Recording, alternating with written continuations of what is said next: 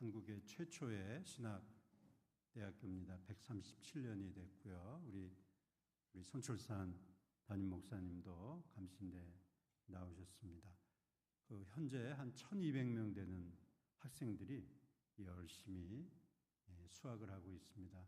세계에서 제일 큰 감리교 신학대학교로서 예비 목회자들을 위해서 우리 교수, 직원, 동문 한마음이 돼가지고 열심히 학교 발전을 위해서 애쓰고 있습니다. 잘 아시는 우리 일제시대의 민족대표, 구국을 위해서 몸을 던지셨던 민족대표 33분 중에 저희 감신대 나오신 분이 7분이셨습니다. 그만큼 한국의 역사 속에서 희망이 또 때때로 절망 가운데서 나라를 위해서 기도로 살으셨던 수많은 분들을 배출했는데요. 제가 좋아하는 표현 중에 한 어린아이를 키우기 위해서는 한 마을이 필요하다는 그런 표현이 있습니다. 어린아이가 태어나서 혼자 크지 못하죠. 부모님의 사랑, 할머니, 할아버지, 온 마을, 어른들의 관심, 환경 이런 것이 있어야지만 한 마을이 있어야 한 아이가 성장합니다.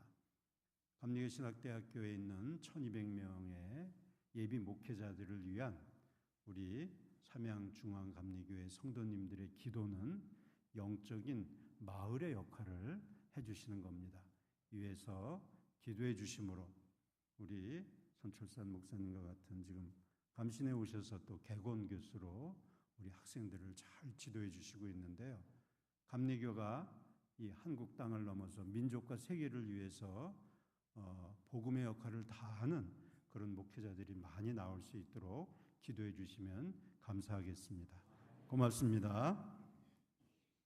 오늘 저는 요한복음 3장 16절 말씀을 통해서 하나님의 사랑에 대해서 증거하고자 합니다. 제가 학교에 있지만 때때로 이제 교회에 초대를 받아서 설교하는데 제가 소속으로 있는 교회에서 한번 유치원 어린이들을 위해서 설교해달라는 부탁을 받고 굉장히 고민이 컸습니다. 제가 조금 공부했지만 유치원 애들한테 어떻게 제가 설교를 하겠어요? 어떻게 해야 될까? 그러다가 그냥 주머니에다가 초콜릿하고 사탕을 잔뜩 집어넣고 애들이 졸지 않게 그러면서 이제 애들은 그 입에 들어오는 달콤함 얼마나 좋아요. 이제 달콤한 것과 연관해서 이제 하나님의 사랑을 잘 나름대로 설명을 했습니다. 길지 않은 시간에. 그리고 이제 우리 어린이들은 또 끝날 때는 한번 확인을 해줘야 되잖아요. 그래서 제가 우리 유치원 어린이 여러분, 자, 오늘 목사님이 이렇게 설교했는데 우리가 나중에 다 하나님의 나라에 가고 싶죠? 천국에 다 가고 싶죠? 가고 싶은 어린이 손 드세요. 그랬더니 아이들이 주먹만한 손을 들고 저요 그러면서 다 손을 드는데 한 어린이가 삐져가지고 팔짱을 딱 끼고 45도 각도로 저를 쳐다보지 않으면서 화가 나 있는 거예요. 깜짝 놀랐습니다.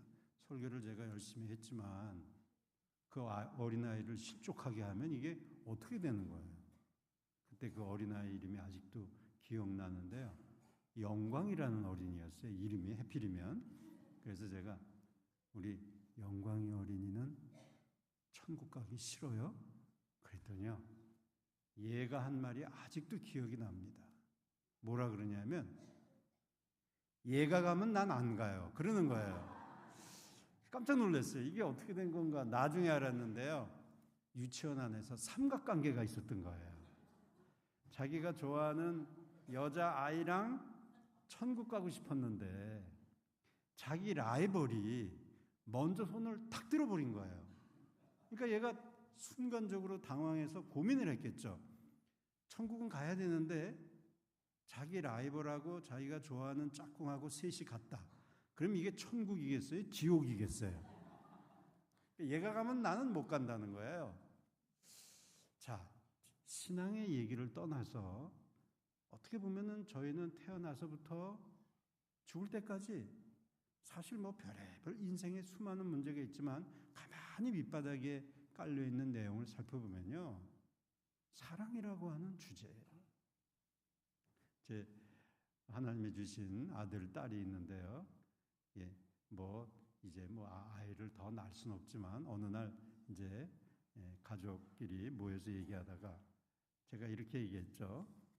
얘들아, 엄마하고 아빠하고 아이를 하나, 네 동생들을 하나 더 가지면 어떨까? 그랬더니요, 큰애가 당장 입에서 뭐라 그러냐면 이런 짐승들 그러는 거예요. 졸제 짐승이 됐어요.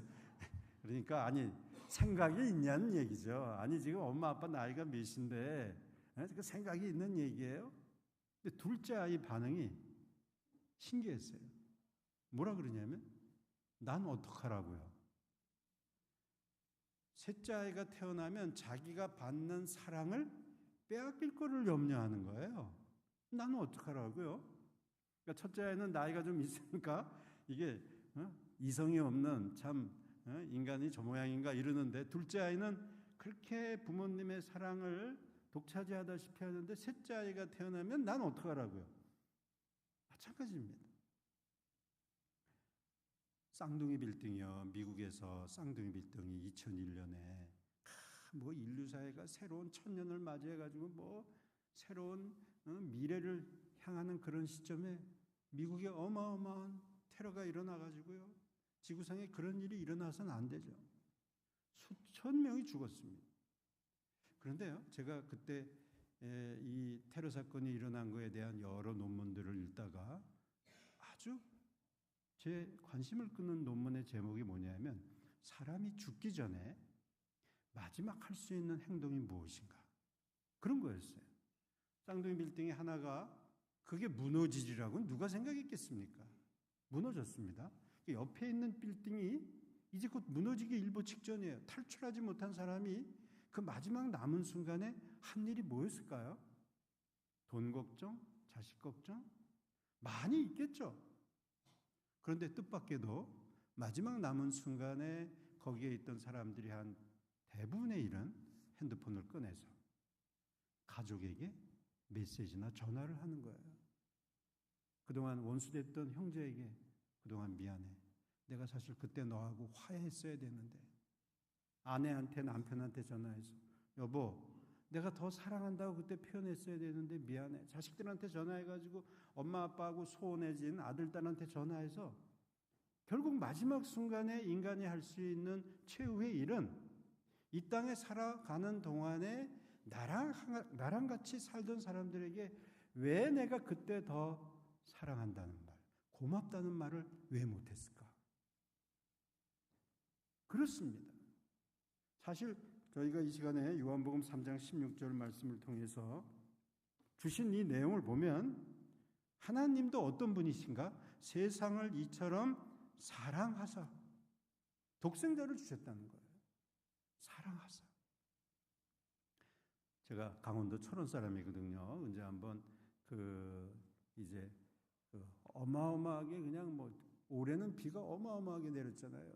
강원도 철원에 제가 어렸을 적에는요, 천수답이에요. 하늘에서 비가 와야지만 농사를 지을 수 있는 때인데 비가 몇 개월간 안 온 거예요. 3월, 4월, 5월. 그러니 어떻게 되겠어요? 논이 다 갈라지고요. 밭도 다 갈라지고 이제 그의 농사는 폭삭 망하게 생긴 거예요. 그러니까 이제 농부들이, 어르신들이 이제 마지막 취할 수 있는 행동이 한탄강 줄기가 있거든요. 강에서 사실 물을 끌어온다는 건요, 얼마나 어려운 일이 아닌지 모릅니다. 그러니까 시골이니까 경운기도 몇 대 없었는데 경운기를 갖다 동원해가지고 그 강줄기에 있는 물을 이제 논으로 끌어올리는데 이게 수백 명의 농민들이 달라붙어가지고 그냥 어떻게 쓰든지 조금이라도 쌀을 경작을 해야 되니까. 그래서 어린아이들한테는 대광경이죠. 온 마을 사람들이 다 내려와가지고 물을 위로 퍼날르려고 애를 쓰는 모습에 애들은 할 건 없지만 엄마 아빠가 다 가 있으니까. 갔다가 제가 이렇게 집으로 오는데 이상한 장면을 발견하게 됐어요. 조금 있으면 저 이제 어르신들이 물줄기를 끌어가지고 이쪽으로 이제 논에다 밭에다 대야 되는데 그 중간에 수만 마리의 개미떼들이 조금 있으면 이제 다가올 물줄기, 자기들을 몰살시킬 것을 생각하지도 못하고 열심히 자기네들도 먹을 게 없으니까 그냥 갈라진 논틈 사이로 밭틈 사이로 그냥 조금 남아있는 그 알갱이 이파리들을 모아서 왔다 갔다 하느라고 뭐 정신이 없는 거예요. 제가 가만히 보고 이거 어떡하나 큰일 났네. 얘네들이 이제 조금 있으면 다 죽게 생겼거든요. 혼자 생각해 봤습니다. 이 개미들이 살 수 있는 방법이 뭘까? 제가 어렸을 적이지만 3가지 외에는 방법이 없겠더라고요. 첫째, 제가 개미들한테 설득을 하는 거죠. 개미 여러분, 조금 있으면 저기에서 이제 물줄기가 이쪽으로 오는데 여러분 빨리 도망가세요. 하나도 말귀를 못 알아들 겁니다. 두 번째 방법은 제가 어르신들한테 가서 물줄기를 이쪽으로 내는데 저기 개미들이 수만 마리가 죽게 생겼으니까 저쪽으로 물줄기를 내세요. 어느 어른이 그거를 이해하고 받아들이겠습니까? 인간이 죽게 생겼는데 결국 나중에 이 개미들은 다 죽었죠. 그중에 살아남은 개미들이 또 이제 개미굴을 만들고 그랬겠지만, 그럼 세 번째, 제가 가만히 생각해 보니까 할 수 있는 유일한 방법은 제가 개미가 돼서 개미들을 끌고 나오지 않는 한 개미들을 살릴 수 없다는 것이죠. 성경에 보면 하나님이 이 땅에 수없이 하나님의 백성들을 보내주셨어요. 예언자들을 보내주시고 선지자들을 보내주시고 사도들을 보내주시고, 보낼 때마다 하나님의 사랑을 얘기하고 돌아서서 하나님을 믿으라 그랬지만 하나같이 다 잡아 죽였습니다. 성경에 그렇게 증언이 되어 있어요. 그러니까 하나님께서 할 수 있는 유일한 방법은 직접 인간으로 오셔서 우리를 사랑하신다는 것을 선포하시고 그 인간들을 끌어내가시는 방법 외에는 없었던 겁니다. 이것이 요한복음 3장 16절에 보면 하나님이 세상을 이처럼 사랑하사 독생자를 주셨으니. 할렐루야. 저희가 지금 성령 시대에 살고 있지만 만약에 수천 년 전에 하나님이 이 땅에 오셨으면 저희가 그 하나님을 영접했을까요? 몰랐습니다. 어림도 없습니다. 제일 앞장서서 죽일 인간이 바로 저였을 겁니다. 저희가 이 땅에 오신 하나님의 사랑을 받아들이고 그 사랑을 주께 영광 돌리고 그럴 수 없습니다. 그렇기 때문에 우리에게 있어서 하나님 앞에 나아갈 때 고백할 수 있는 것은 하나님이 세상을 이처럼 사랑하사, 하나님이 나를 이처럼 사랑하사, 이 땅에 오신 독생자는 하나님이셨어요. 하나님이 계시고 독생자가 계시고 성령님이 계신 게 아닙니다. 이 땅에 오신 하나님은 죽으실 줄 알고 12명의 제자들을 두셨지만 다 도망갈 줄 아시고 십자가에 달려서 완전히 벗김을 당한 채로 치욕을 당하시고 모멸을 당하시고 그리고 죽으실 줄을 알면서 이 땅에 오신 분이 바로 하나님이십니다. 이 하나님을 꼭 붙드시는 사랑하는 성도님들이 되시기를 주님의 이름으로 축복합니다. 나중에 후회하실 시간이 없습니다. 하나님이 세상을 이처럼 사랑하사 주신 예수 그리스도 독생자, 이것이 하나님 앞에 고백하고 나아갈 하나님의 사랑, 이 사랑을 주님 앞에 영광 돌리며 선포하며 이 어두운 세상 속에 사랑으로 이기시는 성도님들이 되시기를 다시 한번 주님의 이름으로 축복합니다. 두 번째, 오늘 성경 본문에 있는 말씀을 보면 이 하나님의 사랑에 대한 응답하는 것은 오로지 믿음 외에는 없습니다. 우리의 어떤 조건, 우리의 경험, 우리의 지식, 우리의 환경 아무것도 없습니다. 믿음 외에는 없습니다. 제가 이런 신앙 고백하는 거, 간증하는 거 듣고 그냥 잊어버리세요. 중요하지 않습니다. 저는 이 하나님의 사랑과 연관해서 믿음이 무엇인가, 지금도 부족하니까요. 하나님이 어떤 때 경책하시고 또 두들겨 맞기도 하고 하나님의 사랑으로 가까이 가느라고 열심히 노력하고 있습니다만, 학교에 제가 감리교신학대학교 총장으로 세워주셨지만 만약에 제가 학교의 일조차 오로지 예수 그리스도에 대한 믿음으로 그것만 의지하지 않고서는요, 총장이 아니라 송장입니다. 믿음 외에는 없습니다. 제가 아까 제 아이들이 둘이 있던 말씀을 드렸는데 26살에 이제 장가 갔어요. 80년대만 해도 이제 신학대학교 4학년을 졸업하면 다 목회를 나갈 수 있었어요. 지금은 대학원도 하고 또 박사과정도 하고 그런 순서를 가지지만, 근데 하나님이 저에게 가정을 주셨는데 아이 낳기가 그렇게 힘이 드는 거예요.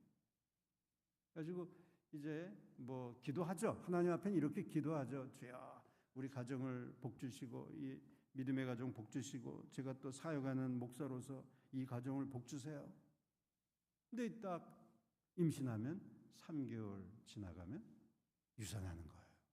처음에 몸이 좀 약한가, 환경이 안 좋은가, 또 이렇게 열심히 기도하고 그래서 또 임신을 했는데 또 유산을 하는 거예요. 그러니까 교회 안에서 그렇게 장로님, 성도님들이 기도해 주시고 그러는데 이게 담임 목사라고 교회에 이제 섬기는 또 부목사가 돼가지고 하는데 자꾸만 유산을 하니까 이게 유산하는 게 인력으로 되는 게 아니잖아요. 그러니까 교우분들도 걱정하시고 또 장로님들은 오셔서 위로해 주시는데 위로는 맞아요. 근데 이렇게 위로해 주시는 거예요. 목사님, 기도가 부족하십니다. 그래서 기도가 부족한 거죠. 믿음이 부족한 건 나중에 확인한 건 믿음이 부족한 거예요. 어떻게 해가지고 또 세 번째 하나님이 또 세 번째 이제 임신을 하게 하셨어요. 그러니까 이제 안 되겠어요. 병원에 이제 가서 상담을 했더니 병원에서 입원을 하래요. 그래서 병원에 가서 제가 교회가 한양대 병원 근처였거든요. 병원에 가가지고 병원에서 이제 입원을 하는데 이제 어떻게 해야 되냐면 거꾸로 침대가 머리는 아래, 다리는 위로 가야 돼요. 왜냐하면 자궁이 약해가지고 그 자궁을 먹는 수술을 하고 거꾸로 이렇게 드러나가지고 이제 하루하루를 버텨야 돼요. 10개월을. 그러니 이게 일어나면 안 돼요. 침대에서. 절대 어떤 상황에도. 아이가 완전히 착상해가지고 이제 더 이상 이제 유산기가 없습니다 할 때까지는 일어나서는 안 돼요. 거기서 밥을 먹어야 되고 거기서 모든 걸 처리해야 되니 이게 성경에 그 말씀이 있잖아요. 하루가 1000년 같고 1000년이 하루 같다는 게 꼭 그거더라고요. 왜 이렇게 하루가 길어요? 새벽기도 끝나고 와서 기도하고 또 점심 때 와서 점심 먹고 기도하고 저녁 때 또 와서 기도하고 하루하루 버티는데 5개월째 또 유산이 됐어요. 그렇게 버티는데 의료사고였어요. 사실 내진을 하다가 이게 자궁이 약한데 그거는 하도 오래전 일이라서 의료사고라고 병원하고 시비도 붙지 않고 그냥 정리가 됐지만, 근데 이제 무슨 문제가 생겼느냐? 하나님하고 저하고 문제가 생긴 거예요. 저 목사잖아요. 성령 받았거든요. 신학대학을 졸업했어요. 믿음이 뭔 줄 알아요. 그런데 하나님하고 저하고 문제가 생긴 거예요. 성도님들 믿음 생활 하시다 보면 영혼의 어두운 밤이라고 하는 표현이 있어요. 하나님 살아계신 줄 알면서도 영혼이 캄캄한 거죠. 기도가 안 나와요. 찬송이 안 나와요. 목회직에 주신 하나님의 소명을 고백하면서도 힘이 빠진 거예요. 그래서 병원에서 터덕터덕 밑으로 내려오면서 대낮에 하늘을 쳐다봤는데 캄캄해요. 이게 영혼의 어두운 밤이거든요. 성도님들 이럴 때 결코 절망해서는 안 되세요. 하나님이 이 일을 어떻게 푸시는지 보세요. 그래서 이렇게 터벅터벅 내려오면서 하늘을 쳐다봤는데 하늘은 깜깜해요. 대낮인데. 근데 저도 모르게 하나님 앞에 이런 질문이 나왔어요. 하나님, 이런 때는 내가 아버지께 뭐라고 기도해야 되죠? 아니, 제가 기도하는 법을 모르겠어요, 목사가? 근데 이럴 때는 내가 하나님 앞에 뭐라고 기도해야 됩니까? 감사 기도를 해야 되는 건지, 축복 기도를 해야 되는 건지, 회개 기도를 해야 되는 건지, 기도의 줄도 꽉 막힌 거예요. 그런데 제가 이럴 때 어떻게 기도해야 되죠라고 하는 순간에 제 입이 바로 빵 하고 터졌어요. 저는 그때 제 입에서 그런 소리가 나올 줄 몰랐어요. 그게 뭐였냐면요, 찬송이 나온 거예요. 아니, 저는 그때 솔직히 찬송 드리고 싶지 않았거든요. 아니, 무슨 찬송이에요? 제가 지금 완전히 절망 가운데 있는데 그 자리에서 무슨 찬송이 나오겠어요? 근데 그 찬송이 뭐였냐면 바로 이런 찬송이었어요. 이와 같은 때엔 난 노래하네, 사랑을 노래하네 주님께. 아니, 제가 찬송 부르면서도 제가 깜짝 놀랐어요. 왜냐하면 제가 찬송이라는 것과 사랑이라는 것은 뭔가 일이 잘 됐을 때 기도하는 것마다 응답받고 그냥 하나님이 10개를 부탁했는데 100가지를 쏟아 부어주시고 아주 인생이 그냥 완전히 무지개고 그냥 뭐 하는 일마다 다 복이야. 그럴 때 하나님 앞에 기도하고 감사하고 하나님의 사랑을 찬송하는 줄 알았는데, 그때 제가 찬송하면서 저 자신이 주신 하나님의 믿음이 무엇인가를 깨달은 것은, 하나님 앞에 고백하는 사랑과 하나님 앞에 고백하는 믿음은 나 자신의 형편을 돌아보는 게 아니라 이 땅에 오신 예수 그리스도, 그분 하나님 한 분으로 만족하고, 비가 오나 눈이 오나 번개가 치나 홍수가 나나 세상에 어떤 일이 벌어져도 그분 한 분만을 믿는다고 하는 이 믿음, 이것이 하나님이 우리에게 부탁하시는 믿음이구나. 할렐루야. 사랑하는 성도 여러분, 지금까지 믿음 생활을 해오시면서 얼마나 많은 인생의 영혼의 어두움이 임하셨어요. 저 같은 사람이 봐도 알거든요.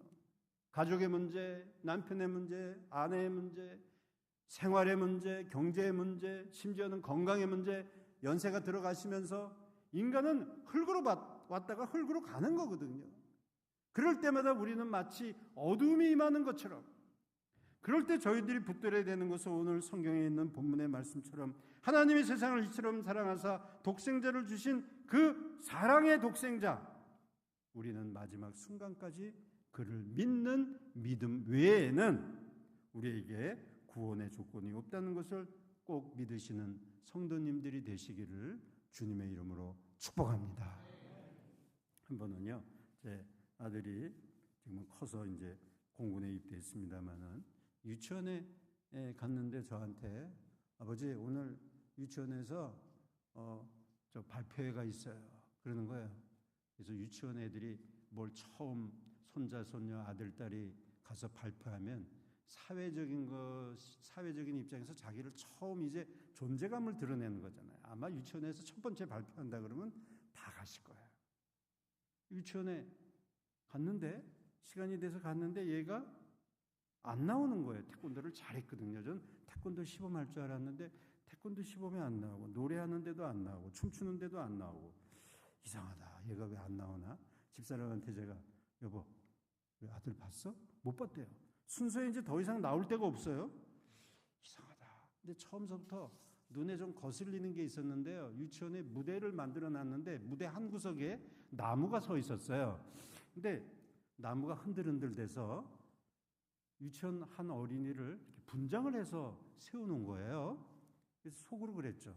아이고, 쟤는 참 할 일도 없나 보다. 처음부터 끝까지 쟤는 나무예요.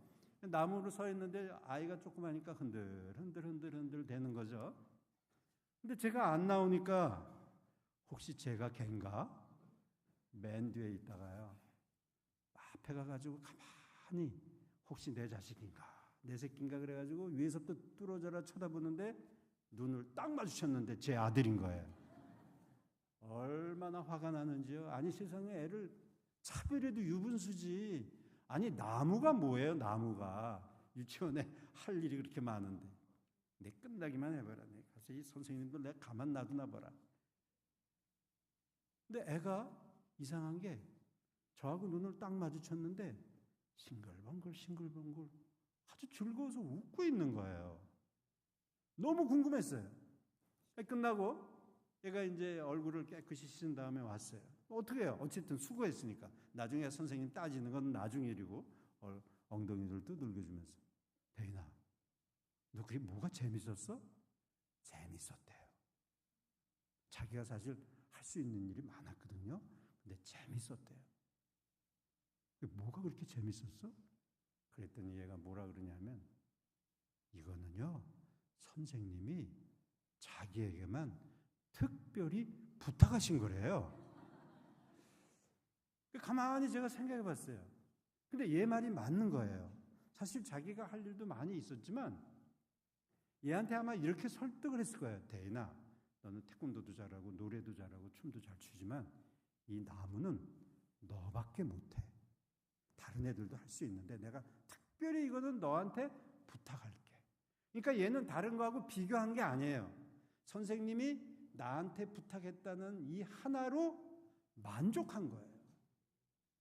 제가 이런 말씀을 드리냐면 믿음이라는 것은 이런 겁니다.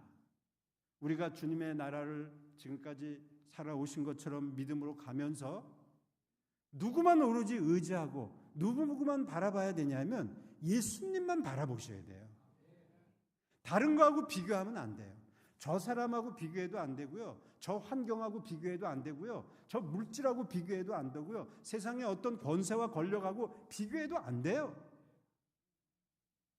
오로지 하나님 한 분, 그분만 바라보는 그 믿음, 이것이 오늘 요한복음 3장 16절에 보면 그를 믿는 자마다. 제가 이제 한양대 병원에서 내려오면서 사랑이라는 게 이런 거구나. 어떤 상황에서도 나를 사랑하신 그 하나님만을 사랑하는 것이 세상을 이기는 비법이고 그 사랑으로 어떤 것이든지 참고 견디어 나가는 것이 그것이 믿음이구나. 제가 둘째 아이까지, 셋째 아이까지 실패하고 결국 미국에 가가지고 하나님이 두 아이를 주셨는데요. 미국 갈 때 제가 공부하러 간 대학교가 에모리 대학인데요. 그 에모리 대학이 있는 미국의 주가 조지아주였어요. 그 아틀란타였는데 저는 아틀란타가 아들 난다 이렇게 들리더라고요. 아들 난다. 미국에 가보지 않은 도시가 또 있었는데요. 달라스. 달라스 가면 달라나 그리고 갔어요. 하나님이요 미국 갔는데 그냥 주셨어요. 뭐 스페셜 닥터 그래가지고 막 의사 선생님들이 4-5명이 왜냐하면 3번씩이나 유산하고 수술에서도 유산했는데 그 의사 선생님들이 한 일이 아무것도 없어요. 그냥 하나님의 은혜로 났어요. 사랑하는 성도 여러분, 이것이 무조건적인 하나님의 사랑입니다. 기도하실 때 비교하지 마세요. 그냥 믿음으로 나아가시는 거예요. 자로나오르나 치우치지 말고 이 믿음으로 승리하시는 성도님들이 되시기를 주님의 이름으로 축복합니다.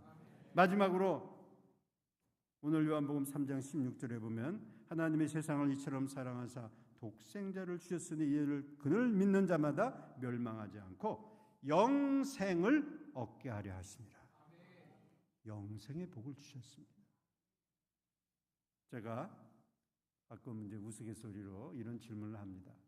여기 우리 삼양동, 제가 예전에요 중학교 2학년 때 강원도 철원에 있다가 처음 유학원 할머니 할아버지가 요 근처에 사셨어요. 중학교 2학년 때 처음 전기도 제대로 안 들어오는 시골의 깡촌에 살다가 이사 온 동네가 삼양동이었어요. 그래가지고 오랜만에 와서 옛날에 흔적이 뭐 약간 있는데 뭐 아파트 들어서서 뭐 아주 완전히 달라졌더라고요. 제가 우리 성도님들은 집이 몇 채세요? 보통 뭐 지금 사시는 집 한 채로 감사하게 사시겠죠. 근데 믿음의 눈으로 보면요, 저희들은요 집이 4채예요. 누가 물어보시면 혹시 집이 몇 채세요? 그러면 저는 4채입니다. 몇 채요? 자, 첫째, 지금 사시는 집이 월세든 전세든 뭐 아파트든 단독 빌라든 우리 육신이 들어눠 살 수 있는 육신의 초가집이 있어요. 두 번째 집은 우리의 몸은 성령이 거하시는 거룩한 집이에요. 그래서 웨슬리 목사님은 우리 몸을 흙집이라고 그랬어요. 비록 우리는 흙집이지만 이 안에 성령님이 계신다고 그랬어요. 그리고 이 삼양중앙감리교회 기도하는 만민의 집이에요. 벌써 몇 채죠? 3채예요. 영생을 주신다 그러셨는데요. 요한계시록 21장 22절에 보면 이런 하나님의 말씀이 있어요. 성 안에서 내가 성전을 보지 못하였으니, 이제 하나님이 약속하신 예루살렘, 저 천국의 성을 얘기하는 거거든요. 그런데 성 안에서 내가 성전을 보지 못하였으니 이는 주 하나님 곧 전능하신 이와 및 어린 양이 그 성전이심이라. 할렐루야. 우리에게 남은 영생에 들어갈 성전이 있는데, 우리 주님이 기다리시는 성전이 있는데, 그 성전이 이제 우리에게 남은 마지막 집이에요. 육신의 집, 육신이 거할 집, 만민이 기도하는 이 삼양중앙감리교회 아름다운 기도집, 그 다음에 이제 천국에 갈 집이 있는데, 그것이 바로 주님이 기다리시는, 부활하시면서 우리에게 약속하신 내가 너희들을 위하여 처소를 예비하러 가노라. 주님이 지금 기다리고 계세요. 그 마지막 집에 갈 때까지 주님은 우리를 끝까지 사랑하실 거고, 우리는 그 마지막 집에 올라갈 때까지 우리는 그분을 믿음으로만 따라갈 수밖에 없다는 것을 여러분 흔들리지 않고 끝까지 붙드시기 바랍니다. 하나님의 세상을 이처럼 사랑하사 우리에게 독생자를 주셨고, 이제 우리는 그분을 따라가는 길은 믿음 외에는 없습니다. 아무것도 조건이 될 수 없습니다. 그리고 최후의 종착지는 우리에게 약속하신 그 하늘에서 성전을 보지 못하였고 오로지 전능하신 이와 어린 양이 그 성전이심이라. 그 성전에 들어갈 그 시간이 얼마 남지 않았습니다. 사랑으로 이기시고 믿음으로 승리하시고 영생함으로 우리가 다 같이 천국에 올라가서 같이 뵈는 우리 귀한 삼양중앙감리교회 성도님들이 되시기를 다시 한번 주님의 이름으로 축원합니다.